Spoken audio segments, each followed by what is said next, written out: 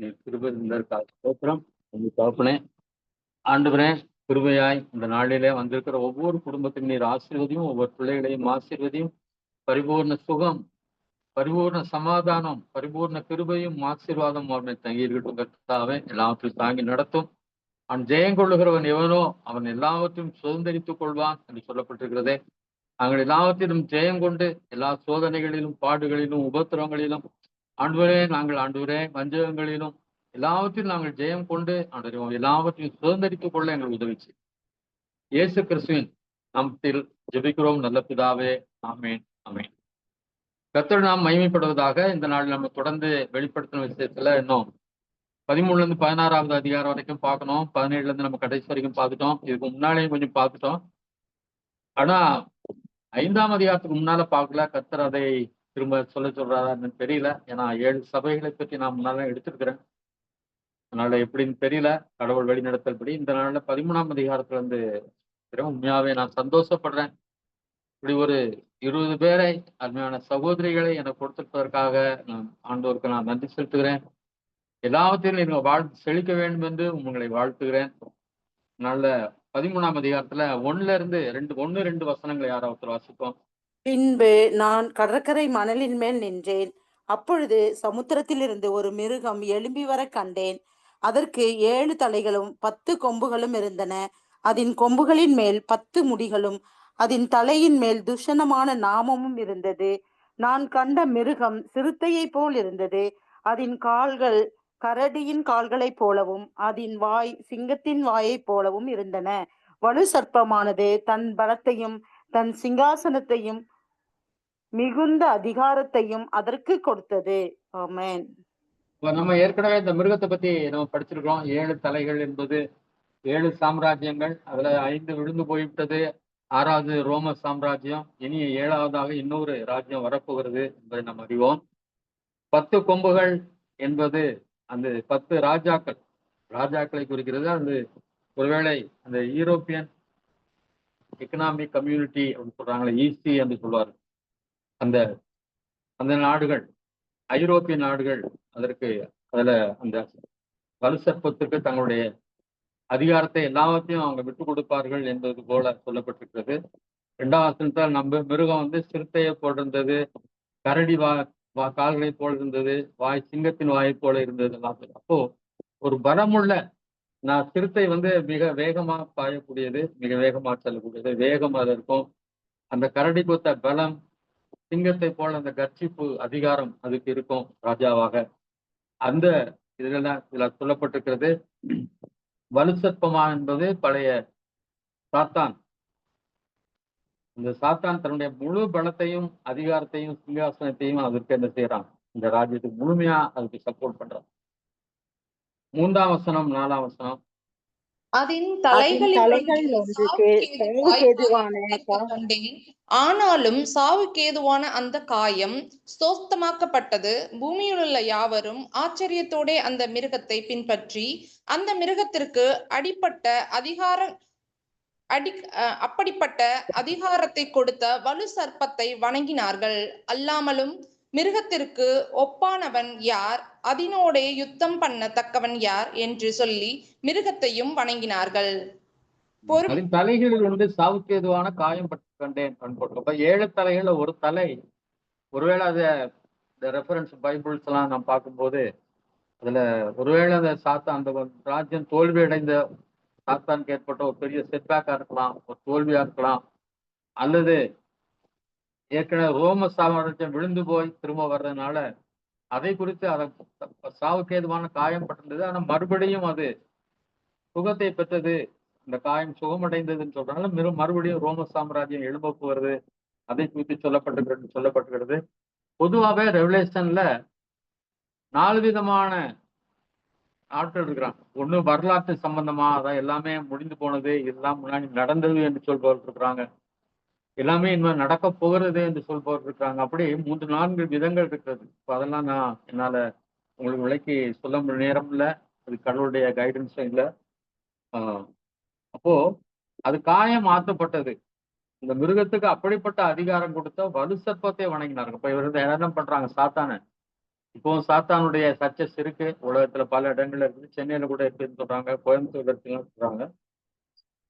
அப்படிப்பட்ட அதிகாரத்தை கொடுத்த வலு சர்ப்பத்தை வணங்கினார்கள். அல்லாமலும் மிருகத்துக்கு ஒப்பானவன் யார், அதனோட யுத்தம் பண்ணத்தக்கவன் யார் என்று சொல்லி மிருகத்தையும் வணங்கினார். இப்போ வலு சர்ப்பம் பிதா மாதிரியும், அந்த மிருகம் என்பது அந்தி கிறிஸ்து, கிறிஸ்துவ போலையும், இன்னொருத்தரும் திரும்ப மறுபடியும் வரதை நம்ம வரப்போகிற வசனத்துல நாம் பார்க்க போறோம். எல்லாரும் ஆச்சரியப்பட்டு என்ன செய்தார்கள், அதை வணங்கினார்கள் என்று சொல்லப்பட்டது. 5-9 வாசிங்க. 5-9. பெருமையுள்ளவைகளையும் தூஷணங்களையும் பேசும் வாய் அதற்கு கொடுக்கப்பட்டது. அல்லாமலும் 42 மாதம் யுத்தம் பண்ண அதற்கு அதிகாரம் கொடுக்கப்பட்டது. அது தேவனை தூஷிக்கும்படி தன் வாயை திறந்து அவருடைய நாமத்தையும் அவருடைய வாசஸ்தலத்தையும் பரலோகத்தில் வாசமாய் இருக்கிறவர்களையும் தூஷித்து, மேலும் பரிசுத்தவான்களோட யுத்தம் பண்ணி அவர்களை ஜெயிக்கும்படிக்கு அதற்கு அதிகாரம் கொடுக்கப்பட்டதும் அல்லாமல் ஒவ்வொரு கோத்திரத்தின் மேலும் பாஷைக்காரர் மேலும் ஜாதிகள் மேலும் அதற்கு அதிகாரம் கொடுக்கப்பட்டது. உலக தோற்றம் முதல் அடிக்கப்பட்ட ஆட்டுக்குட்டியினுடைய ஜீவ புஸ்தகத்தில் பேரெழுதப்பட்டிராத பூமியின் குடிகள் யாவரும் அதை வணங்குவார்கள். காதுள்ளவன் எவனோ அவன் கேட்க கடவன். ஆமென். இப்போ அது எப்பவும் பெருமை உள்ளதா இருக்கும். ஏன்னா சாத்தான் பெருமையினால்தான் விழுந்தான், அந்த பெருமை உள்ளதா இருக்கும். தூசணங்களை தான் பேசும், பேசுறதெல்லாம் தூசண வார்த்தைகளா இருக்கும். 42 மாதங்கிறது 3.5 வருஷம். ஏற்கனவே 3.5 வருஷம் முடிஞ்சிச்சு.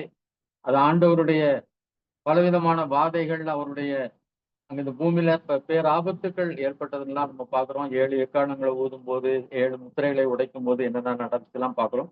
இப்போ அடுத்த 3.5 வருஷம் அதுக்கு அதிகாரம் கொடுக்கப்படுது.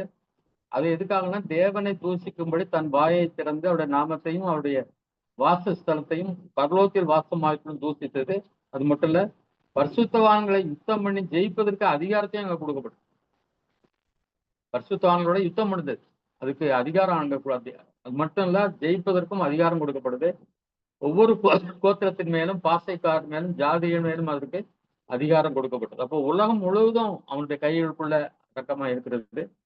உலக தோற்றம் முதல் அடிக்கப்பட்ட ஆட்டிக்குட்டியினுடைய ஜீவ புஸ்தகத்தில் பேர் எழுதப்பட்டிராத பூமியின் குடிகள் யாவரும் அதை வணங்குவார்கள்.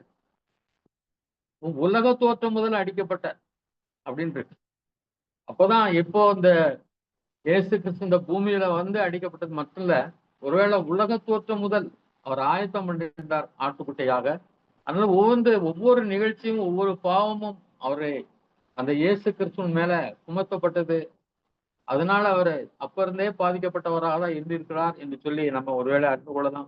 எவ்வளவு சரின்னு நான் சொல்ல முடியாது. அதுதான் அதுக்கு எனக்கு அர்த்தமா தெரிகிறது. எது சரியோ மிகச்சரியோ 100% அதை 100% சொல்ல முடியும். ஒருவேளை முழுமையாக சொல்ல முடியும்னா அதையும் நான் தான் சொல்ல முடியும். இந்த வெளிப்படுத்தின விசேஷத்தை பலர் நான் இந்த பிளஸிங் விஸ்வன்ஸ் எல்லாம் அதிகமா எங்கேயும் பிரசங்கம் பண்ண வேண்டாம்னு சொல்லுவாங்க. ஏன்னா ரொம்ப கரெக்டா நம்ம 100க்கு 100 சரியா பண்ண முடியாது அப்படிங்கிறத கொஞ்சம் டிஸ்கரேஜ் பண்ணுவாங்க. அதனால நான் ரொம்ப அதை அழுத்தி நான் சொல்லலை. நீங்க புரிந்து கொள்ளுங்க. உலக தோற்றம் முதல் அடிக்கப்பட்டவர் என்பதுதான், வல்லது அடிக்கப்பட்டதற்காக தோற்றுவிக்கப்பட்டவர், ஜெனிப்பிக்கப்பட்டவர் என்பதை நம்ம அறிந்து கொள்ள வேண்டும். காது உள்ளவன் எவனோ அவன் கேட்க கடவன் அப்படின்னா அர்த்தம் என்ன? காது உள்ளவன் எவனோ அவன் கேட்க கடவனா, எல்லாருக்கும் காது இருக்கு. அதாவது செவியை திறந்து கொடுக்கிறவன், அதை விருப்பத்தோட கேட்கிறவன் அதை கவனித்து கேட்க கடவன் என்று சொல்லப்பட்டிருக்கிறது. அடுத்ததாக 10ஆம் வசனம் வாசிங்க. 10ஆம் வசனம் மட்டும். சிறைப்படுத்தி கொண்டு போகிறவன் சிறைப்பட்டு போவான், பட்டயத்தினாலே கொல்லுகிறவன் பட்டயத்தினாலே கொல்லப்பட வேண்டும். பரிசுத்தவான்களுடைய பொறுமையையும் விசுவாசமும் இதிலே விளங்கும். யாராவது இதுக்கு விளக்கம் சொல்ல முடியுமா? யாராவது ஒருத்தர் சொல்ல முடியும்ப்பா. அதாவது ஏற்கனவே சிறைப்படுத்தி கொண்டு போகிறவன், அதாவது யாரெல்லாம் நம்ம எந்த ஆயுதத்தை எடுக்கிறோமோ அது நமக்கு திரும்பும் அப்படிங்கிற மாதிரிதான். ஏற்கனவே பரிசுத்தவான்களை சிறைப்படுத்தினவனோ மற்றவன்களை துக்கப்படுத்தினவனோ அது போனவே அவன் எந்த ஆயுதத்தை கையில எடுத்தானோ அது அவனுக்கு திரும்பும் அப்படிங்கறத இதுல பாக்குறோம். அதே போல பரிசுத்தவான்களுடைய பொறுமையை இதுல நம்ம பார்க்க முடியும். ஏன்னா பொறுமையா இருக்கிறவங்களுக்கு அங்க அவங்களோட விசுவாசத்தினால அவங்களுக்கு பாக்கியம் உண்டாகும் அப்படிங்கிற மாதிரி எனக்கு புரியுதுப்பா. Very good, very good, very good, very good.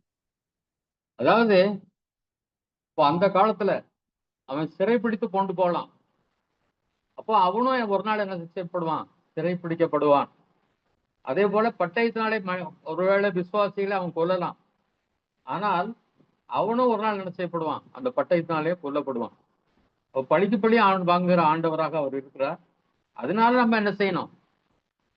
நம்ம பொறுமையா இருக்கணும், விசுவாசமா இருக்கணும். ரெண்டும் ரொம்ப அவசியம். கிறிஸ்தவ வாழ்க்கையில ரொம்ப முக்கியம். பாடுகள் நேரத்துல பொறுமையும் வேண்டும், விசுவாசமும் வேண்டும்.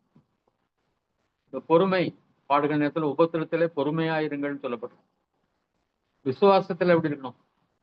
உறுதியா இருக்கும். நிச்சயமா ஆண்டவர் கைவிட மாட்டார். நாம் போறது கடுமையான பாதை தான், மோசமான பாதை தான், கரடு முரடான பாதை தான், துன்பம் கஷ்டங்கள் நிறைந்த பாதை தான். ஆனாலும் ஆண்டவர் இந்த பாதையிலிருந்து ஒரு நாள் சீக்கிரமா என்னை விடுவிப்பார் என்று சொல்லி விசுவாசிக்கும். இந்த ரெண்டும் ரொம்ப அவசியம் பாடுகள்ல. அதனாலதான் அந்த வசனத்தை மட்டும் தனியா எடுத்தேன். 11-14 வாசிங்க. 11 to 14. பின்பு 11. வேறொரு மிருகம் பூமியிலிருந்து எழும்ப கண்டேன். அது ஒரு ஆட்டுக்குட்டிக்கு ஒப்பாக 2 கொம்புகளுடையதா இருந்தது. வலு சர்ப்பத்தை போல் பேசினது. அது முந்தின மிருகத்தின் அதிகாரம் முழுவதையும் அதன் முன்பாக நடப்பித்து சாவுக்கேதுவான காயம் ஆற சுஸ்தமடைந்த முந்தின மிருகத்தை பூமியும் அதன் குடிகளும் வணங்கும்படிக்கு செய்தது. அன்றியும் அது மனுஷருக்கு முன்பாக வானத்திலிருந்து பூமியின் மேல் அக்கினியை இறக்க பண்ணத்தக்கதாக பெரிய அற்புதங்களை நடப்பித்து மிருகத்தின் முன்பாக அந்த அற்புதங்களை செய்யும்படி தனக்கு கொடுக்கப்பட்ட சத்துவத்தினாலே பூமியின் குடிகளை மோசம் போக்கி பட்டயத்தினாலே காயப்பட்டு பிழைத்த மிருகத்திற்கு ஒரு சொரூபம் பண்ண வேண்டும் என்று பூமியின் குடிகளுக்கு சொல்லிற்று. இப்போ வேறொரு மிருகம் எழும்புது. அது ஆட்டுக்குட்டி மாதிரி இருக்குது. அது வலுசற்பத்தை போல பேசினது என்று சொல்லப்படும். அப்ப சாத்தானுடைய ஆவி சாத்தான போலதான் பேசும். இது யாரை பொறுப்படுதுன்னா, ஒரு தீர்க்கதரிசி, கள்ள தீர்க்கதரிசி. நம்ம வலுசற்பம் பாக்குறோம், அது சாத்தான். மிருகம்னு பாக்குறோம், அந்தி கிறிஸ்து. அடுத்தது தீர்க்கதரிசி. ஒரு தீர்க்கதரிசியை போல அது என்ன செய்யுது? அவனுடைய சத்தத்தை எங்க வெளிப்படுத்துகிறதா இருக்கிறது. அது முழு அதிகாரத்தையும் அது கொடுக்குறது. சாவுக்கு ஏதுவான காயம் மறை சுத்தமடைந்த முந்தின மிருகத்தை பூமியும் அதன் குடிகளும் வணங்கு பிடிக்க. இது பல இடங்களுக்கு போய் பெரிய அற்புதங்கள் அடையாளங்கள்லாம் செய்து இயேசு கிறிஸ்து மாதிரியான ஒரு தீர்க்கதரிசியை போல மக்களை அந்த மிருகத்தை வணங்க செய்வதற்காக அது அங்கே முயற்சி பார்க்கிறோம். அது பெரிய அற்புதங்களை எல்லாம் செய்து பட்டயத்தினாலே காயப்பட்டு பிழைத்த மிருகத்திற்கு ஒரு சொரூபம் பண்ண வேண்டும் என்று பூமியின் குடிகளுக்கு சொல்லி ஒரு பெரிய சொரூபத்தை உண்டாக்க வேண்டும் என்று சொல்லி இது மக்களுக்கெல்லாம் சொல்லுது. 15ஆம் வசனத்தின் வாசிங்க. 15-18 வரைக்கும். மேலும் மிருகத்தின் சொரூபம் பேசத்தக்கதாகவும் மிருகத்தின் சொரூபத்தை வணங்காத யாவரையும் கொலை செய்யத்தக்கதாகவும் மிருகத்தின் சொரூபத்திற்கு ஆவியை கொடுக்கும்படி அதற்கு சத்துவம் கொடுக்கப்பட்டது. அது சிறியோர் பெரியோர் ஐஸ்வர்யவான்கள் தரித்திரர் சுயாதீனர் அடிமைகள் இவர்கள் யாவரும் தங்கள் தங்கள் வலது கையிலாவது நெற்றிகளிலாவது ஒரு முத்திரையை பெரும்படிக்கும் அந்த மிருகத்தின் முத்திரையாவது அதன் நாமத்தையாவது அதன் நாமத்தின் இலக்கத்தையாவது தரித்து கொள்ளுகிறவன் தவிர வேறொருவனும் கொல்லவும் விற்கவும் கூடாதபடிக்கும் செய்தது. இதிலே ஞானம் விளங்கும். அந்த மிருகத்தின் இலக்கத்தை புத்தியுடையவன் கணக்கு பார்க்க கடவன். அது மனுஷனுடைய இலக்கமாய் இருக்கிறது. அதனுடைய இலக்கம் 610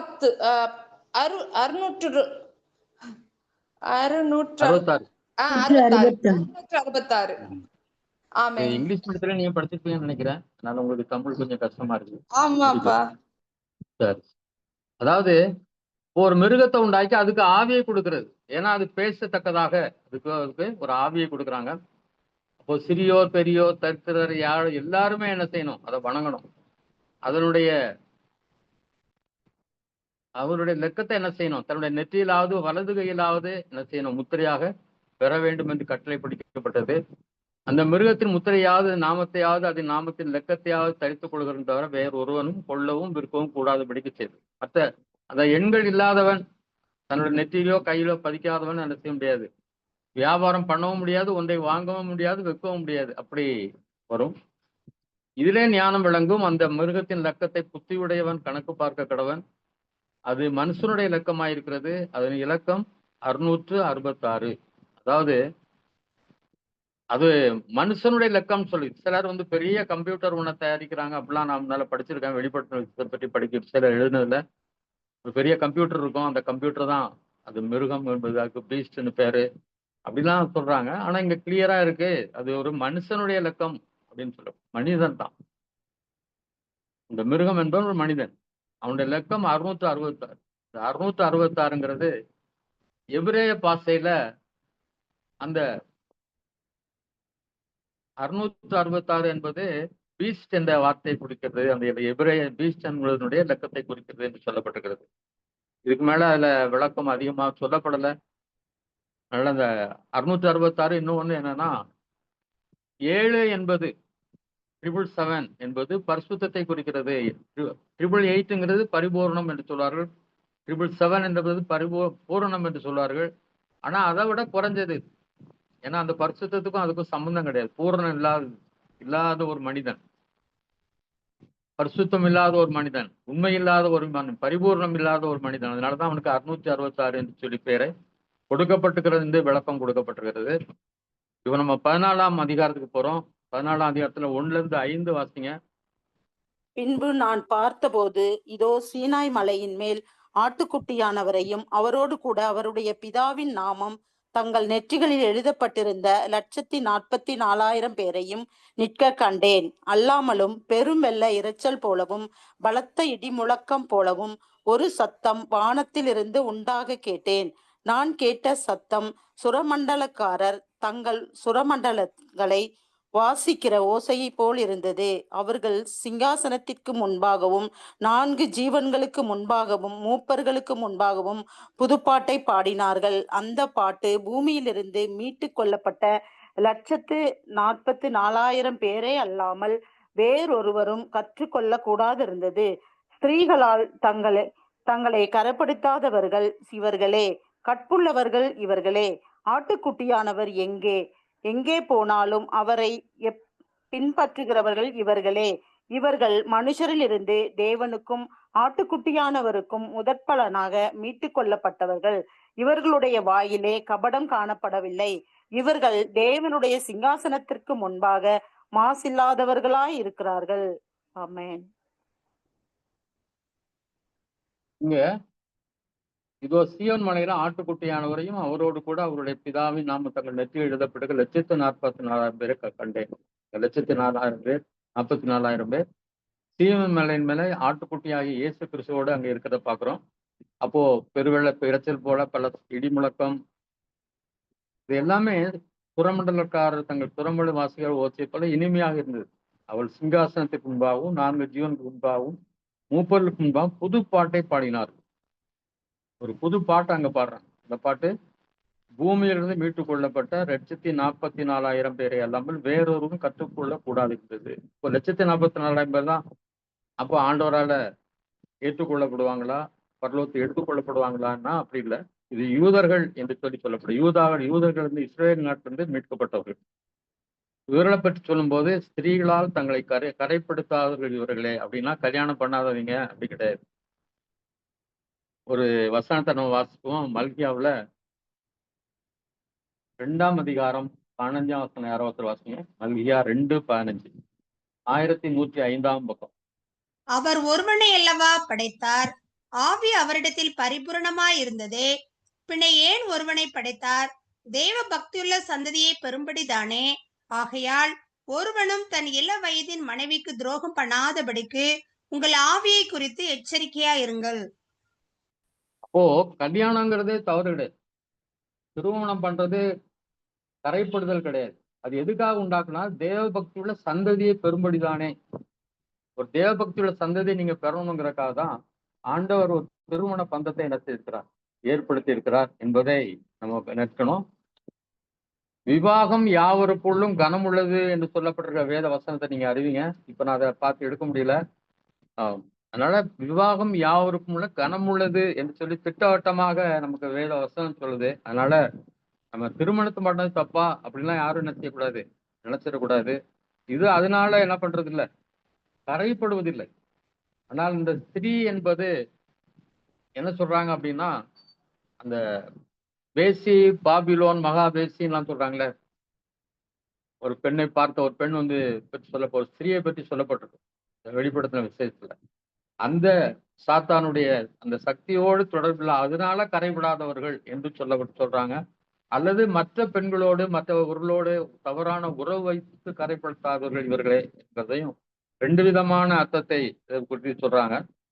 அதனால பொதுவாக என்னை பொறுத்தளவுல இந்த ஸ்திரீகளால் கிடையாது, ஸ்திரீகளால் தங்களை கரைப்படுத்தாதவர்கள்னா, அப்போ தங்களை கரைப்படுத்தாதவர்கள், பாவத்துக்கு உட்படுத்தாதவர்கள் இவர்களே என்பதுதான் நம்ம முக்கியமான ஒரு காரியமாக இங்கே நாம் எடுத்துக்கொள்ள வேண்டும். கற்புள்ளவர்கள் இவர்களே, அடுத்து கற்புள்ளவர்கள் இவர்களேன்னு சொல்லுது. இப்ப கற்பை காப்பாற்றிக் கொள்பவர், ஆட்டுக்குட்டியானரை எங்க போனாலும் அவரை பின்பற்றுபவர்கள் இவர்களே. எங்கேயும் ஆண்டவரே கடைசி வரைக்கும் என்ன செய்தாங்க? பின்பற்றார். நோ டேர்னிங் பேக், பின் திரும்பாம. இவர்கள் மனுஷரிலிருந்து தேவனுக்கும் ஆட்டுக்குட்டியானவருக்கும் முதல் பலனாக மீட்டுக் கொள்ளப்பட்டார். யூத ஜனங்களது முதல் பலனாக இவர்கள் மீட்டுக் கொள்ளப்பட்டார். இவர் வாயிலே கபடம் காணப்படவில்லை. இவருடைய தேவனுடைய சிங்காசனத்துக்கு முன்பாக மாசு இல்லாதவர்களாய். வாயிலே கபடம் காணப்படும். ரொம்ப கேர்ஃபுல்லா நம்ம வாயை நம்ம காப்பாத்திக்கணும். எந்த ஒரு வார்த்தையும் மற்றவங்களை பத்தி தவறாக பேசாதபடி, கபடமான வார்த்தை உள்ளத்துல ஒண்ணு வச்சுட்டு வெளியே பேசுறது, இத மாதிரி வார்த்தைகள்லாம் வரவே கூடாது. தேவனுடைய சிங்காசனம் முன்பாக மாசு இல்லாதவர்களாய் இருந்தால், குறைவில்லாதவர்களாய், பரிசுத்தமுள்ளவர்களாய் இருந்தார்கள் என்று சொல்லி பார்க்கிறோம். அதனாலதான் இவர்கள் நினைச்சது ஆட்டுக்குட்டியாருடன் இந்த 1,44,000 பேர் சீயோன் மலையிலே நின்றார்கள் என்று சொல்லி நாம் பார்க்கிறோம். அடுத்தது 6ஆம் வசனம் 7ஆம் வசனம் வாசிங்க. 6, 7. பின்பு வேறொரு தூதன் வானத்தின் மத்தியிலே பறக்க கண்டேன். அவன் பூமியின் வாசம் பண்ணுகிற சகல ஜாதிகளுக்கும், கோத்திரத்தாருக்கும், பாஷைக்காரருக்கும், ஜனக்கூட்டத்தாருக்கும் அறிவிக்கத்தக்கதாக நித்திய சுவிசேஷத்தை உடையவனாயிருந்து மிகுந்த சத்தமிட்டு தேவனுக்கு பயந்து அவரை மகிமைப்படுத்துங்கள். அவர் நியாயத்தீர்ப்பு கொடுக்கும் வேலை வந்தது. வானத்தையும் பூமியையும் சமுத்திரத்தையும் நீரூற்றுகளையும் உண்டாக்கினவரையே தொழுது கொள்ளுங்கள் என்று கூறினான். ஆமென். ஓ, ஒரு தூதன் இப்ப என்ன செய்யறான்? ஒரு சுவிசேஷத்தை அறிவிக்கிறார். சகல ஜாதிகளுக்கும், கோத்திரங்களுக்கும், பாசைக்காரர், ஜனக்கூட்டத்தாருக்கு அறிவிக்கக்கூடிய ஒரு நித்திய சுவிசேஷத்தை அவனுங்க அறிவிக்கிறான். தேவனுக்கு பயந்து அவரை மகிமைப்படுத்துங்கள். அவர் நியாய தீர்ப்பு கொடுக்கும் வேலை வந்தது. வானத்தையும் பூமியும் சமுத்திரத்தையும் நீரூற்றுகளை உண்டாக்கினவரையே தொழுது கொள்ளுங்கள், அவரை மட்டுமே தொழுது கொள்ளுங்கள் என்று சொல்லி ஒரு சுவிசேஷத்தை அங்கே அறிவிக்கிறதை பார்க்கிறோம். அடுத்ததாக தொடர்ந்து 8-12 வாசிங்க. வேறொரு தூதன் பின் சென்று பாபிலோன் மகாநகரம் விழுந்தது தன் வேசித்தனமாகிய உக்கிரமான மதுவை சகல ஜாதிகளுக்கும் குடிக்க கொடுத்தாளே என்றான். அவர்களுக்கு பின்னே 3ஆம் தூதன் வந்து மிகுந்த சத்தமிட்டு மிருகத்தையும் அதன் சொரூபங்களையும் வணங்கி தன் நெற்றியிலாவது தன் கையிலாவது அதன் முத்திரையை தரித்துக் கொள்கிறவன் எவனோ அவன் தேவனுடைய கோபாக்கினையாகிய பாத்திரத்திலே கலப்பில்லாமல் வார்க்கப்பட்ட அவருடைய உக்கிரமாகிய மதுவை குடித்து பரிசுத்த தூதர்களுக்கு முன்பாகவும் ஆட்டுக்குட்டியானவருக்கு முன்பாகவும் அக்கினியினாலும் கந்தகத்தினாலும் பாதிக்கப்படுவான். அவர்களுடைய வாதையின் புகை சதா காலங்களிலும் எழும்பும். மிருகத்தையும் அதன் சொரூபத்தையும் வணங்குகிறவர்களுக்கும் அதனுடைய நாமத்தின் முத்திரையை தரித்து கொள்ளுகிற எவனுக்கும் இரவும் பகலும் இளைப்பாறுதல் இராது. தேவனுடைய கற்பனைகளையும் இயேசுவின் மேலுள்ள விசுவாசத்தையும் காத்து கொள்ளுகிறவர்களாகிய பரிசுத்தவான்களுடைய பொறுமை இதிலே விளங்கும் என்று கூறினான். ஆமென். இப்போ பாபிலோன் மகாநகரம் விழுந்தது அப்படின்னா, பாபிலோன் அப்படிங்கிறது ஒரு தவறான உபதேசம் கடைசி காலத்துல வருகிறது. பாபிலோன் மட்டும் நம்ம ஏற்கனவே ஒரு வேஷ்டி அப்படின்னு சொல்லி நம்ம ஏற்கனவே படித்தோம். அதை குறித்தான் சொல்லப்பட்டிருக்கு. அது விழுந்தது, தன் வேசித்தனமாகி உக்கிரமான மதுவை சகல ஜாதிகள் குடித்து கொடுத்தாளே அப்படின்னா, அந்த வேசித்தனமாகிய மதுங்கிறது தவறான உபதேசங்கள், கள்ள உபதேசங்கள். இயேசு கிறிஸ்துவை தேவாதி தேவனை வணங்காம இந்த சாத்தானுடைய இதை வணங்குறவங்க தான் அதுதான் கடைசி காலத்துல அதிகமாக பரவ ஆரம்பிக்கும். அதை குறித்து அங்க சொல்லப்படுவது. அது விழுந்து போயிட்டுன்னு சொல்லி 3ஆவது தன் மிகுந்த சத்தமிட்டு மிருகத்தையும் அதன் சொரூபத்தையும் வணங்கி தன் நெற்றிலாவது தன் கையிலாவது அதன் முத்திரை தரித்துக் கொள்கிறவன் எவனோ அவனுக்கு மேல வர்ற தண்டனையை கொடுத்து தேவனுடைய கோபாக்கனையா பாத்திரம் அவன் மேல என்ன செய்யப்படும்? ஊற்றப்படும். பரிசுத்த தூதர்களுக்கு முன்பாகவும் ஆட்டுக்குட்டியானவருக்கு முன்பாகவும் அக்னியினாலும் கந்தகத்தினாலும் பாதிக்கப்படுவார்கள். வாதையின் புகை சதாகாலங்களில் எழும்பும் மிருகத்தையும் அதன் சொரூபத்தை வணங்குறவர்களுக்கும் அதன் நாமத்தை முத்திரையை தரித்துக் கொள்வவனுக்கும் இரவும் பகலும் இளைப்பாறுதல் இராது. ஆமேன். என்ன இருக்காது? அதை வணங்கினா எல்லாம் தப்பிச்சுக்கலாம் நினைச்சா அவனுக்கு இரவிலும் பகலும் என்ன செய்யாது? இளைப்பாத ஒரு சமாதானம் இருக்காது. தேவனுடைய பிள்ளைகளுக்கு மட்டும்தான் சமாதானம் கிடைக்கும். வேற எவ்வளவு கோடி பணம் இருந்தாலும் அவன் சந்தோஷமாய் சமாதானமாய் வாழ முடியாது. நிறைய முஸ்லிம் ரட்சிப்பை பத்தி நான் நிறைய சாட்சிகள் நான் பார்த்துட்டு இருக்கிறேன். எல்லாருமே ஏதோ ஒண்ணு இங்க லேக்கிங் அப்படிதான் சொல்றாங்க. நாங்க 5 முறை தொழுதாலும் சரி, எல்லா குரான்ல தொழுதெல்லாம் மனப்பாடம் பண்ணாலும் சரி, என்ன பண்ணாலும் ஏதோ ஒண்ணு நாங்க இழந்ததாக தான் கருதுறோம், ஏதோ ஒண்ணு எங்கிட்ட இல்லை அப்படிங்கிறதான் உணர்றோம் அப்படின்னு சொல்லியிருக்கோம். இதெல்லாம் காக்கும்போது ரொம்ப கஷ்டமா இருக்கு. ஒரு இமாம் அங்க அந்த மசூதியில வேலை பார்த்துருக்க கடைசியில இரவுல வேலை பார்த்துருந்த பொண்ணை ரேப் பண்ணிடுறாரு. ஆனா அவன் வீட்டுல போய் அந்த பொண்ணை அழுதுட்டே சொல்லுது. ஆனா அதை ஏத்துக்கல, அவங்க அம்மாவும் ஏத்துக்கல, அவங்க அப்பா அவரை அரைஞ்சிடுறாரு. ஒரு இமாமை பற்றி எப்படி சொல்லலாம் அப்படின்னு. இன்னொரு சாட்சி இன்றைக்கு பார்த்தேன். இமாம் அவருடைய மனைவி இறந்து போறாங்க. மூத்த மகன் 15 வயசு. அவரோட சொல்றா, நீதான் எனக்கு என்ன ஒய்ஃபு அப்படின்னு சொல்லி எல்லாரும் மத்தியிலும் எல்லாரும் அக்செப்ட் பண்றாங்க. அதை அவ தப்பி ஓடி வந்து அவர் அமெரிக்காவில் அங்க இருந்த ஒரு இமாம். அவரு அங்கேருந்து தப்பி போய் கடைசியில வாய்ஸஸ் ஆஃப் லிபரேஷன் என்ற ஒரு ஆர்கனைசேஷனை இந்த பொண்ணு ஆரம்பிச்சு அவங்க எல்லா ஆண்டவரை கண்டுகொண்டாங்க. அவர் இல்லாம என்ன சமாதானம் கிடையாது, சமாதானமே கிடைக்காது. எப்போ நமக்கு இப்ப நிறைய சமாதானம் இல்லாம இருக்கோ பைபிளை படிக்கணும், ஆண்டோடைய சமூகத்தில் உட்கார், ஆண்டவரை நீங்க தான்ப்பா எனக்கு சமாதானம் தர முடியும் அப்படின்னு சொல்லி. ஆனா காலையில சில நேரம் அப்ப ஒண்ணு சொல்லிக்கிறேன், என்ன ஒரு லேக் இருக்குன்னா மெய்யான சமாதானம் தான் லேகிங். என்ன இருந்தாலும் எவ்வளவு ஆஸ்தி என்ன இருந்தாலும் மெய் சமாதானம் ஆண்டவரை அறிஞ்சுக்கிட்டவங்களுக்கு மாத்திரம் தான் இருக்கும். Very good, very good. இவ்வளவுதான். அதாவது கர்த்தரிடத்துல மட்டும்தான் சமாதானம் கிடைக்குமே தவிர வேற எங்கேயுமே கிடைக்காது. ஆனா சில டைம்ல சில சுகவீனங்கள்லாம் வரும்போது ஆண்டோட்ட காலையெல்லாம் ரொம்ப நான் கொஞ்சம் ஏழியாவே எந்திரிச்சிருவேன். சில நேரம் 5 மணிக்கு, அதுக்கு முன்னாலே 4 மணி 3 மணிலாம் இருந்தாலும் ரொம்ப போராடுவேன் ஆண்டவர்கிட்ட. ஆண்டவரே எனக்கு இந்த சுகவீனத்துல இருந்து எப்படியா இந்த சுகர் இருந்து விடுதலை வேணும், இந்த கால் வலியில இருந்து விடுதலை வேணும்னு சொல்லி நிறைய போராடுறது. அதெல்லாம் நமக்கு உரிமை, கேட்க கூடாதுலாம் கிடையாது. எது வேணாலும் ஆண்டவர்கிட்ட கேட்கலாம், கொடுக்கறது அவருடைய விருப்பம். ஒரு சமீபத்துல நானும் என் மனைவியும் ஃபுல் பாடி செக்கப்புக்காக போறோம். அதையும் நான் கடவுளுடைய கிருபையினால பயப்படுற மாதிரி ஹார்ட்ல கிட்னில அது மாதிரி எல்லாம் பெரிய பிரச்சனைகள்லாம் இல்லை. லிவர்ல மட்டும் ஒரு சின்ன கட்டியோ ஏதோ ஒண்ணு இருக்கு, அது ரொம்ப சின்னது, அதனால ஒன்றும் பிரச்சனை இல்லை, பெருசானாதான் அதை கரைக்க முடியாது, பெருசானாதான் பிரச்சனை அப்படின்னு சொன்னான். மற்றபடி பெரிய நான் சைனஸ் இருக்கு அது இருக்குன்னு பார்த்தேன். டாக்டர் சொன்னாரு, பார்த்துட்டு நோஸ் எல்லாம் பார்த்துட்டு ஒன்றும் அப்படி பிரச்சனை இருக்க மாதிரி தெரியல, வேணா ஒரு ஸ்கேன் பண்ணிடுங்க அப்படின்னு சொன்னார். பண்ணி பார்த்துட்டு அவர் பார்த்துட்டு ஒண்ணுமே இல்லையே நீங்க இப்படி சொல்றீங்க அப்படின்னாரு. அப்போ அதெல்லாம் எப்படி சொல்றது, தேவனுடைய இரக்கமும் கிருபையும் தான். எதுக்காக நம்ம மேல அன்பு வச்சார் தெரியாது.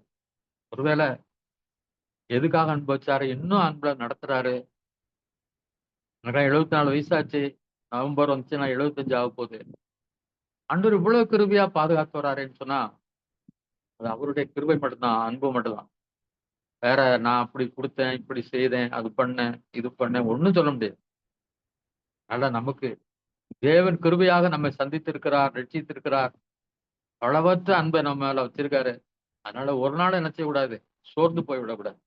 எந்த பிரச்சனை வந்தாலும் உடனே முழங்கால் படிடுங்க, ஆண்டோட ஜெபம் பண்ணுங்க. அல்லது முழங்கால் படியில முடியலன்னா கூட ஆண்டோட்ட மௌனமா சொல்லுங்க, அவர் கேட்கிறார். நான் கூட இப்போ ஒரு வாட்ஸ்அப்ல கூட போட்டிருந்தேன். சில டைம்லாம் சாருக்கு ஃபோன் பண்ணா எடுக்க மாட்டாங்க, ஏன்னா இவர் ஃபோன் தானே அப்படின்ட்டு. அவருடைய ஆபீசர் ஃபோன்னா எடுத்துருவாங்க, நம்ம ஃபோன் எடுக்க மாட்டோம். நான் ஆண்டவர் அப்படி இல்லை. நீதிமான ஜபத்தை அவர் கவனித்து கேட்கிறான். கவனித்து அப்படின்னு தமிழ் அழகா லிசன் அப்படின்னு கவனிச்சு கேட்கிறார். தப்பா பேசினாலும் நம்ம சின்ன குழந்தைகள் 3 வயசு 4 வயசு பிள்ளைகள் பேச தெரியாம பேசினாலும், என் பேத்திலாம் நீ தான் சொல்லுவா எல்லாரும், நீ என்ன இப்படி இருக்கிறா, நீ தான் பேச. அது மாதிரி கோவப்படும். ஏன்னா அவன் சின்ன பிள்ளை. அத மாதிரிதான் ஆண்டவர் நம்மள ட்ரீட் பண்றாரு. அதனால ஆண்டோட சமூகத்துக்கு உடனே வாங்க, எல்லாத்தையும் சொல்லுங்க. திராணிக்கு ஏற்றவர்தான் சோதனை இருக்கு. பைபிள் வசனங்களை படிங்க. பைபிளை படிக்காம விட்டுறாதீங்க அந்த நேரத்துல. அந்த நேரத்துல இருளான நேரத்துல வெளிச்சத்தை அந்த பைபிள் மூலம் அவர் நிச்சயமா தருவார். நம்மை ஆறுதல் படுத்துவார், தைரியப்படுத்துவார், நமக்கு விடுதலையை தருவார். அடுத்ததாக தொடர்ந்து வாசிப்போம் 12ஆம் வசனத்திலிருந்து 13ஆம் வசனம். 12ஆம் வசனம் வாசிங்களா? 12ஆம் வசனம். தேவனுடைய கற்பனைகளையும் இயேசுவின் மேலுள்ள விசுவாசத்தை காத்துக் கொள்ளுமாகிய பரிசுத்தவானுடைய பொறுமை இதிலே விளங்கும் என்று கூறினார். அங்கேயும் விசுவாசம் பொறுமை தான். தேவனுடைய கற்பனைகளையும் இயேசுவின் உள்ள விசுவாசத்தையும் காத்துக் கொள்கிறவர்களாகிய பரிசுத்தவான்கள் அப்படின்னு சொல்லப்படும். அவருடைய கற்பனைகளை விட்டு ஒருபோதும் விலகக்கூடாது. அந்த விசுவாசத்தை நம்ம என்ன செய்யணும்? அது உறுதிய விசுவாசத்துல உறுதியா இருக்கும். என்ன வந்தாலும் ஒண்ணும் ஆகாது அப்படின்னு சொல்லி தைரியமா நிக்கணும். அதனுடைய பரிசுத்தவானுடைய பொறுமை எதுல விளங்கும்? அதுக்காக தான் அந்த டெஸ்ட் எல்லாமே. ஆண்டவர் ஏன்னா யோவான் ஸ்நானம் பற்றி புகழ்ந்து பேசும்போது சொல்றாரு, அவனை பார்க்கலும் பெரிய ஆள் கிடையாதுன்னு சொல்லிட்டு இன்னொன்னு சொல்றாரு, ஆனாலும் பரலோகத்தில் சிறியவனாய் இருக்கிறவன் அவனை விட பெரியவனாய் இருக்கிறான்னு சொல்லியிருக்காரு. இது ரெண்டையும் நீங்க பாத்தீங்கன்னா உண்மையில அவனை மாதிரி பெரிய தீர்க்கதரிசி கிடையாது, பெரிய ஆள் கிடையாதுன்னு சொல்ற ஆண்டவர். ஆனா அவனை விட பரலோகத்தில் இருக்கிற சிறியவன் பெரியவன்றார். அப்போ பரலோகம் அவ்வளவு பாக்கியம் உள்ள அடையும், பெரிய மகா ஆசீர்வாதம் நிறைந்த, நம்ம அளவிட முடியாத, சொல்லிவிட முடியாத அப்படிப்பட்ட உன்னதமான இடம். அதனால அங்க ஒருத்தன் இருக்கிறான்னா அவன் இந்த பூமியில் உள்ள எல்லா வல்லமையான ஊழியக்காரனோட அவன் இப்படிப்பட்டவனா இருப்பான், பெரியவனா இருப்பான் சொல்ல. அதனால அந்த சிலாக்கியத்தை நம்ம இழந்துடக்கூடாது. அவமானங்கள் வரும், நிந்தைகள் வரும், கஷ்டங்கள் வரும், பிரச்சனைகள் வரும், கண்ணீர் உண்டு, கவலைகள் உண்டு, போராட்டங்கள் உண்டு. ஆனாலும் விசுவாசத்துல உறுதியா இருப்போம், பொறுமையா இருப்போம், இந்த கற்பனைகளை காத்துக்கொள்வோம். நிச்சயமா தேவன் கைவிட மாட்டார். அதை உறுதியா நம்ம பற்றிக் கொள்வோம். 13ஆம் வசனம். பின்பு பரலோகத்தில் இருந்து சத்தம் உண்டாக கேட்டேன், அது கர்த்தருக்குள் மரிக்கிறவர்கள் இது முதல் பாக்கியவான்கள் என்று எழுது. அவர்கள் தங்கள்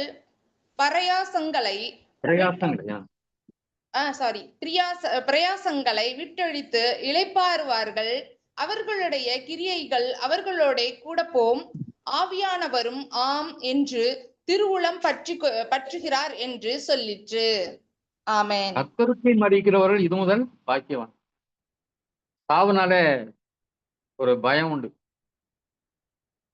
அதாவது வேடிக்கையா ஒரு ஊழியர் சொன்னார், ஒருத்தன் தற்கொலை பண்ண போறேன்னு வீட்டுல இருந்து புறட்டு போயிட்டானோ, ஒரு குளத்துல போய் குதிக்க போனானோ, குதிக்க போனவன் திரும்பி வந்துட்டானோ வீட்டுக்கு. அப்ப கேட்டாங்களா, என்னையா பெரிய வீரா பேசிட்டு சாவ போறேன்னு போனேன்னா, அங்க ஒரு முதலைய பார்த்தேன் அப்படின்னு. எப்படி செத்தான்னு தண்ணியில விழுந்து முதல்ல கடிச்சத்தானே எப்படி செத்தானே? அப்ப உனக்கு சாவறதுக்கு என்ன இல்ல, விருப்பம் இல்லை.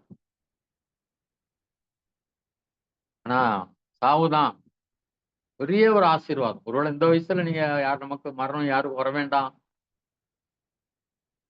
ஏன்னா இன்னும் பிள்ளைகள் இருக்கிறாங்க, பேர பிள்ளைகள் வளர்க்குற பொறுப்புகள்லாம் இருக்கிறது, நிறைய வேலைகள் இருக்கிறது. ஆனா கர்த்தருக்குள் மரிக்கிறவர்கள் பாக்கியவான்கள் என்று எழுது. ஏன்னா தங்கள் பிரயாசங்களை விட்டொழித்து இளைப்பாரு. அதுக்கு எந்த பிரயாசம் வேண்டியது இந்த காலைல எழும்பினாலே என்ன இருக்கு, நிறைய பேருக்கு அங்க பாத்திரமா கிடக்கும், அதை கழுவி சுத்தப்படுத்தணும். அதுக்கு டீ போடணும், அப்புறம் காலையில ரெடி பண்ணணும், அது முடிச்சு கொஞ்ச நேரம் ரெஸ்ட் எடுத்து வீட்டெல்லாம் சுத்தம் பண்ணி அதுக்கு பிறகு மத்தியான சாப்பாடு ரெடி பண்ணணும். அப்படி வேலைக்கு மேல வேலை. பிள்ளைகளை கவனிக்கணும், பிள்ளைகள் புக்கை தூக்கி ஒரு பக்கம் வீசுவாங்க, பேகை தூக்கி ஒரு வீசுவாங்க. எல்லாத்துலயும் நம்ம தொடர்ந்து, அது மட்டும் இல்ல ஊழியத்திலையும் பல பிரயாசங்கள் பட வேண்டியிருக்கு. ஆனா எல்லாத்தையும் விட்டு என்ன செய்ய, நமக்கு என்ன கிடைக்க போது? ஒரு இளைப்பாறு. அதனாலதான் செத்து போனவங்கலாம் வாய்க்குவாங்க. செத்து போனவங்க நினைச்சலாம் என்ன செய்யக்கூடாது, நடக்கூடாது. என்னுடைய மாமியார், அதாவது மனைவியுடைய அம்மா இறந்து போன பிறகு என்னுடைய குழந்தையாவுக்கு அவங்க அம்மா மேல ரொம்ப பாசம், இவன் மேலுக்கு ரொம்ப பாசம், ரெண்டு பேருக்கும். ஒரு நாள் சொல்லிட்டு இருந்தா, ஒரு நாள் நான் அழுதுட்டே இருக்கேன், அந்த ஒரு பாட்டை போட்டு எப்பவும் கேட்டுட்டே என்ன செய்வேன் இருப்பேன்.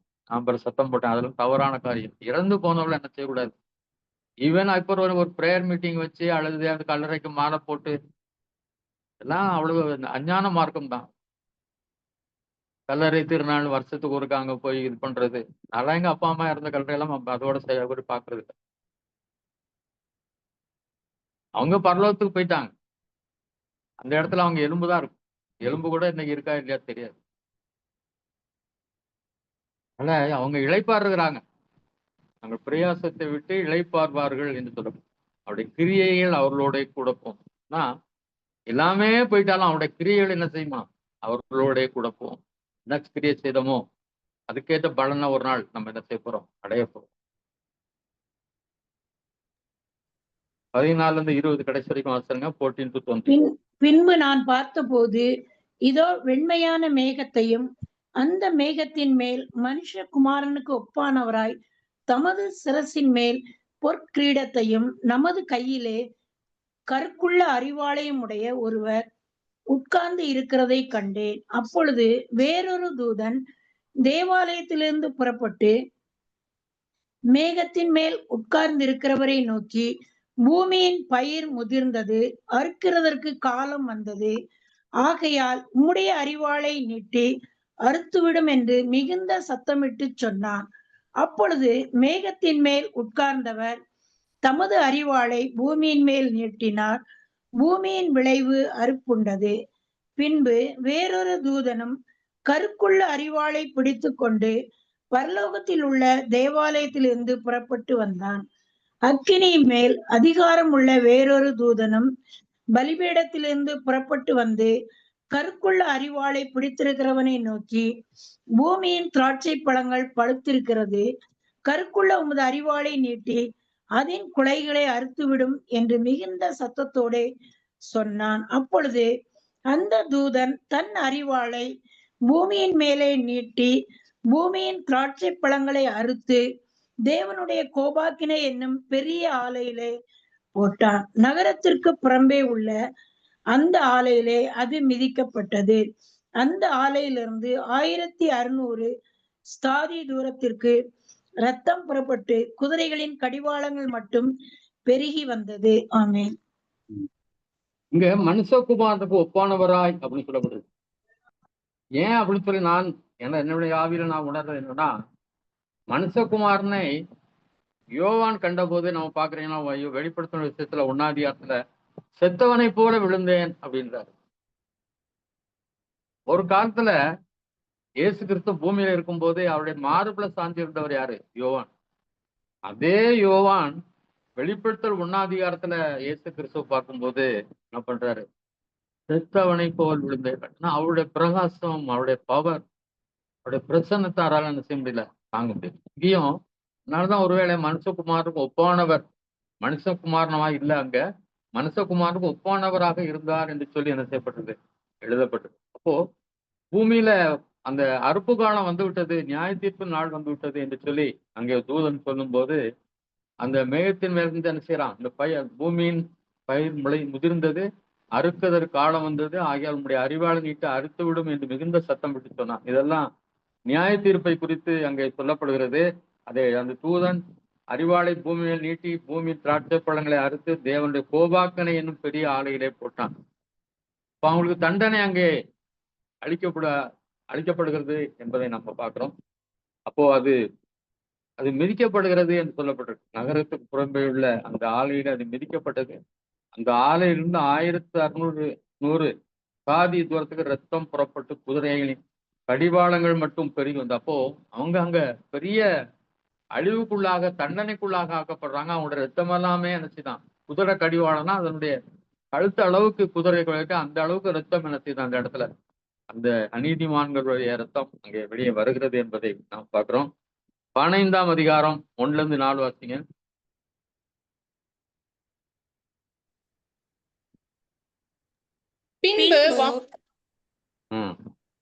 பின்பு வானத்தில் பெரிதும் ஆச்சரியமுமான வேறொரு அடையாளமாகிய கடைசியான 7 வாதைகளுடைய 7 தூதரை கண்டேன்.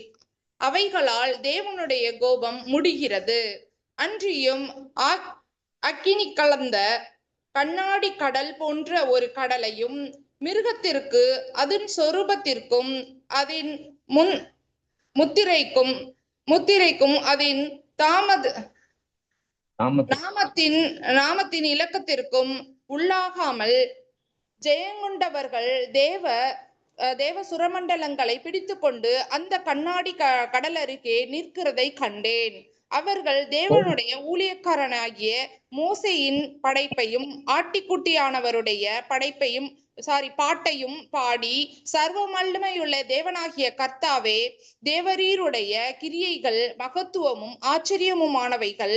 பரிசுத்தவான்களின் ராஜாவே, தேவரீருடைய வழிகள் நீதியும் சத்தியமுமானவைகள். கர்த்தாவே, யார் உமக்கு பயப்படாமலும் உமது நாமத்தை மகிமைப்படுத்தாமலும் இருக்கலாம்? தேவரீர் ஒருவரே பரிசுத்தர். எல்லா ஜாதிகளும் வந்து உமக்கு முன்பாக தொழுது கொள்வார்கள். உம்முடைய நீதியான செயல்கள் வெளியரங்கமாயின என்றார்கள். இவைகளுக்கு பின்பு அப்போ 7 அடையாளங்கள், பெரிய ஒரு அடையாளத்தை பாக்குறாங்க. 7 வாதையுள்ள 7 தூதரை கண்டு அவைகளால் தேவனுடைய கோபம். இப்ப 7 வாதைகளுடைய 7 தூதர்களும் தங்களுடைய வாதையை அனுப்பிட்டாங்க. இப்போ அங்க கடவுளை வணங்கினவர்கள், சாத்தானுடைய அந்த வலு சர்ப்பத்தினுடைய அடையாளத்தை கொள்ளாதவர்கள் எல்லாம் எங்க நிற்கிறாங்க? தேவ சுரமண்டலங்களை பிடித்துக் கொண்டு கண்ணாடி கடல் அருகே நிற்பதை பார்க்கிறோம். அது அக்னி கலந்த கண்ணாடி கடல் என்று சொல்லப்பட்டிருக்கிறது. அவருடைய தேவனுடைய ஊழியக்காரர் மோசையின் பாட்டையும் ஆட்டுக்குட்டியும் அவருடைய பாட்டையும் பாடி, சர்வ வல்லமுள்ள தேவனாய கர்த்தாவே, தேவனுடைய கிரியைகள் மகத்துவம் ஆச்சரியமானவைகள். பரிசுத்தவான்களின் ராஜாவே, தேவனுடைய வழிகள் நீதியும் சத்துவம் பிரத்யேகமானவைகள் என்று அங்கே பாடுறதை பார்க்கலாம். அதோடு கூட கர்த்தாவே, யார் உமக்கு பயப்படாததும் நாமத்தை மகிமைப்படுத்தாமல் இருக்கலாம். தேவரீர் ஒருவரை பரிசுத்தர். எல்லா ஜாதிகளும் வந்து முன்பாக தொழுது கொள்வார்கள். உங்களுடைய நீதியான செயல்கள் வெளியரங்கமாயின என்றார்கள். இதெல்லாம் உங்களுக்கு புரிய நினைக்கிறேன், நல்ல விளக்கம் இல்லை. ஆனா ஒரே இடத்துல பரிசுத்தர் பரிசுத்தர் பரிசுத்தர் என்று சொல்வதை பார்க்கிறோம். அது ஒருவரே பரிசுத்தர். அவரை தவிர பரிசுத்தமான ஒருத்தரும் கிடையாது. அவருடைய பரிசுத்தத்தில் நம்ம பங்கு பெறலாம், ஆனால் அந்த பரிசுத்தத்துக்கு நம்ம ஈடே கிடையாது. அப்படிப்பட்ட பரிசுத்த தேவன் என்பதை அங்கே சொல்வதை பார்க்கிறோம். 5ஆம் வசனத்துல 8ஆம் வசனம், 5-8.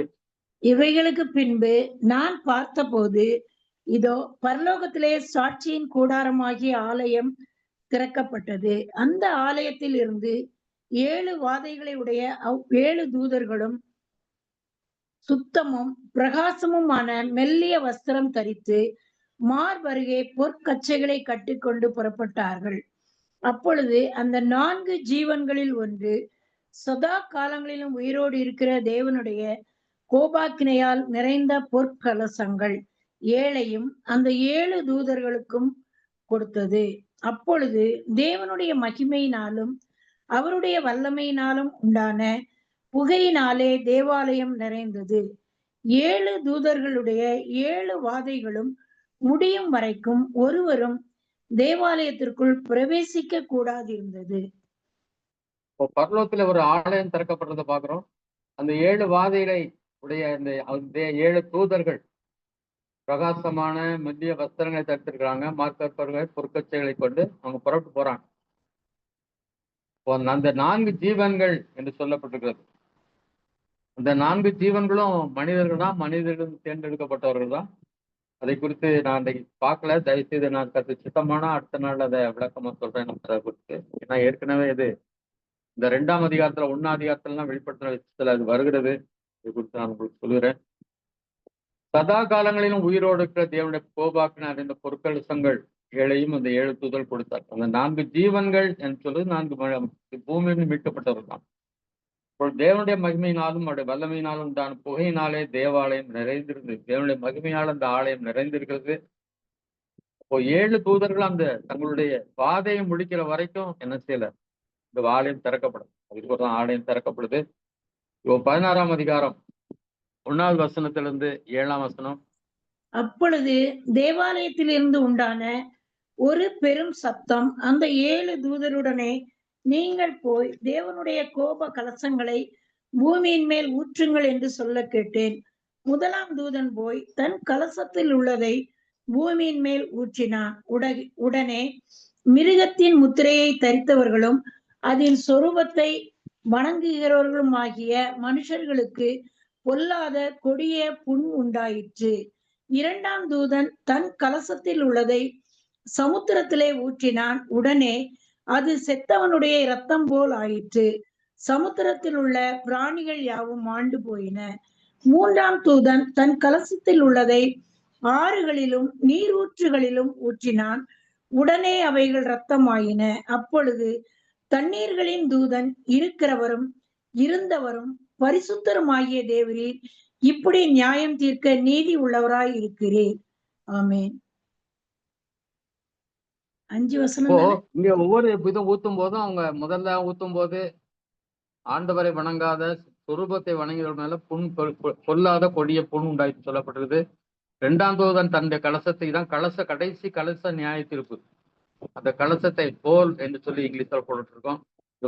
அந்த கலச நியாயத்தில் போதும் அந்த தண்ணிலாம் செத்தவனுடைய ரத்தம் போல மாறிவிட்டது. எல்லா உள்ள அந்த சமுத்திரத்துல கடல்ல இருந்த எல்லா உயிர்களும் செத்து போயிடுச்சு. மூணாம் தூதன் என்ன செய்யறான், ஆறுகளிலும் நீரூற்றுகளிலும் ஊற்றுறான். அந்த தண்ணியும் அதே மாதிரி மாறி விடுகிறது. அப்போ 5ஆம் வசனத்துல அப்போ தண்ணீர்களின் தூதன். இப்போ ஒவ்வொன்றுக்கும் ஒரு பாதுகாப்பதற்கு ஒருவேளை தேவ தூதர்கள் நியமிக்கப்பட்டிருப்பார்கள் என்று நம்புகிறேன்.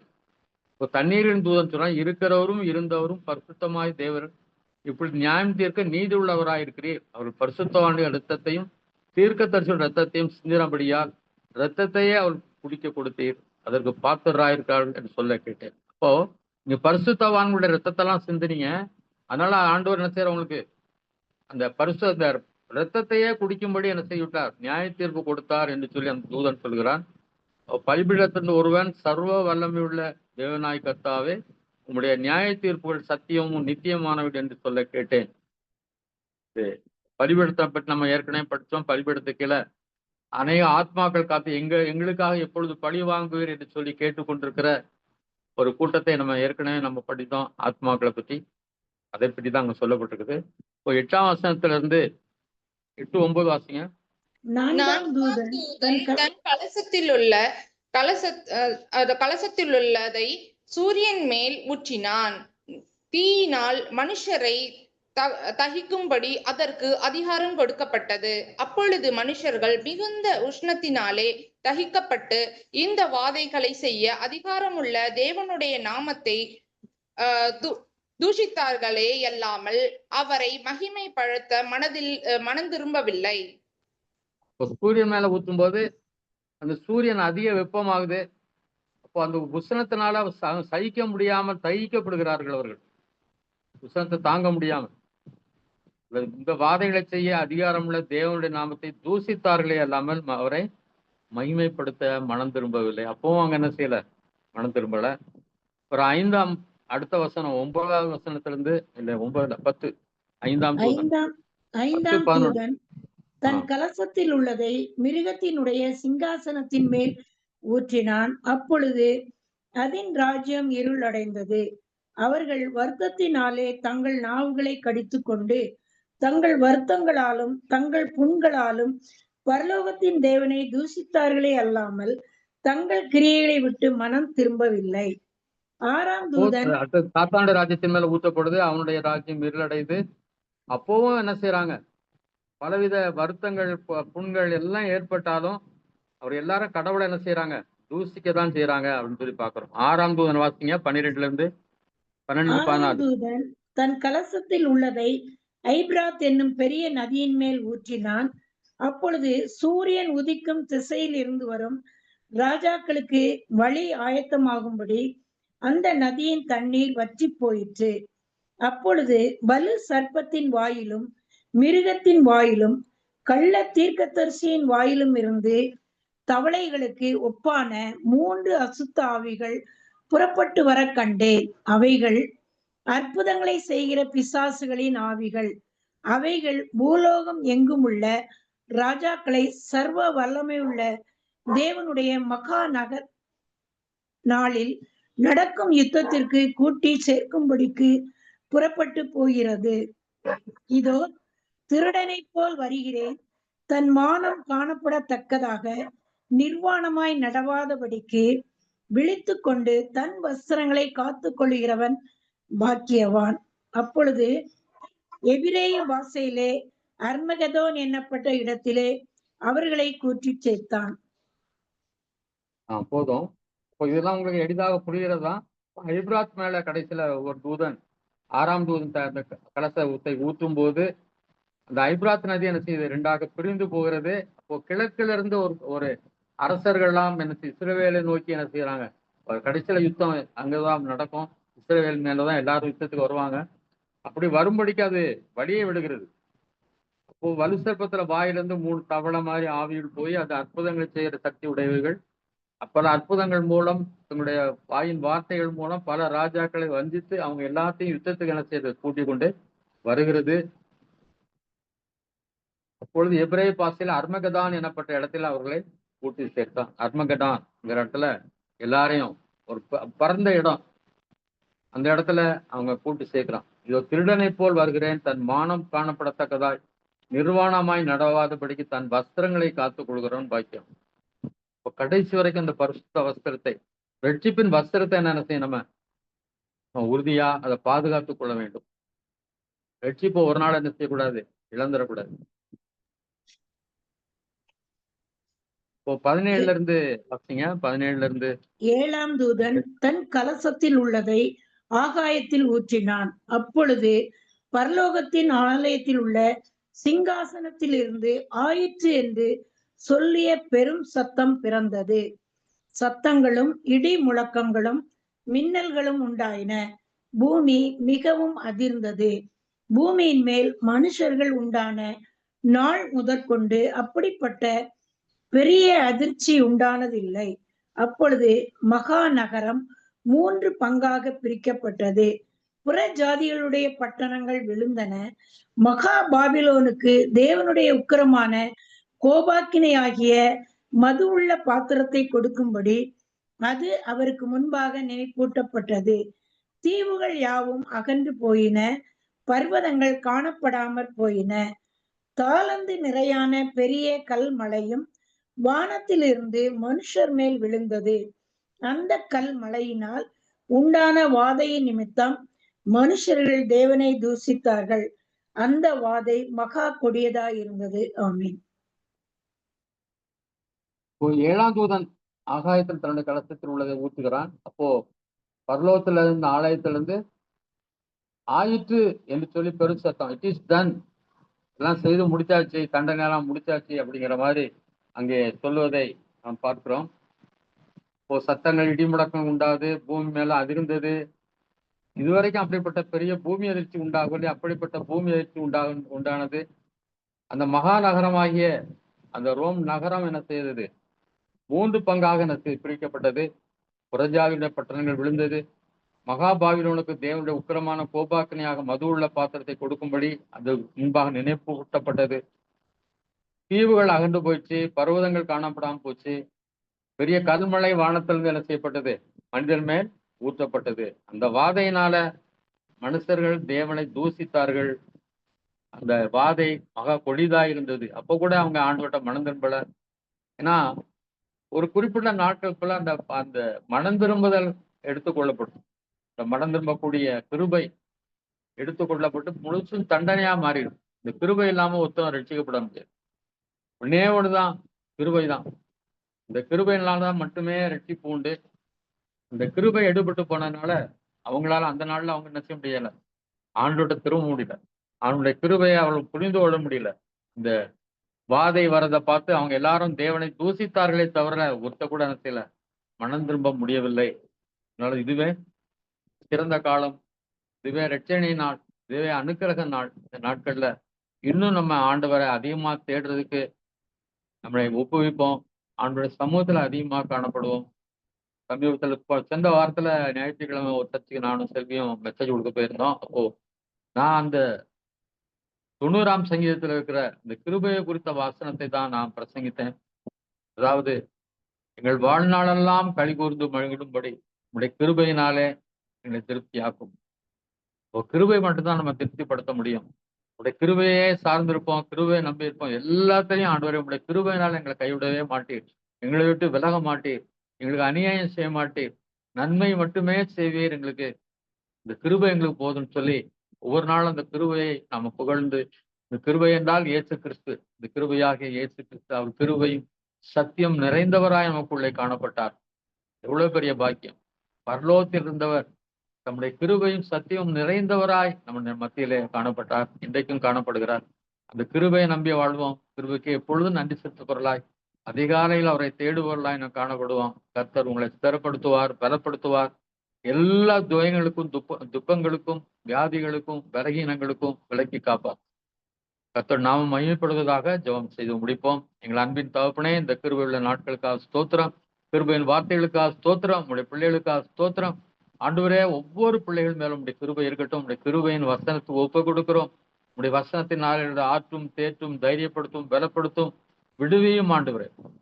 பெரிய காரியங்களை குடும்பங்களை செய்யும், பெரிய அற்புதங்களை அதிசயங்களை செய்யும் ஆண்டவரே.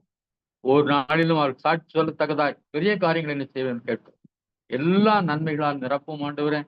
கிருபையும் நன்மையும் என்னை தொடரும் என்று சொல்லி விசுவாசத்தோடு வாழ உதவி. இயேசு கிறிஸ்து நாம் கேட்கிறோம் நல்ல பிதாவே. ஆமென், ஆமென்.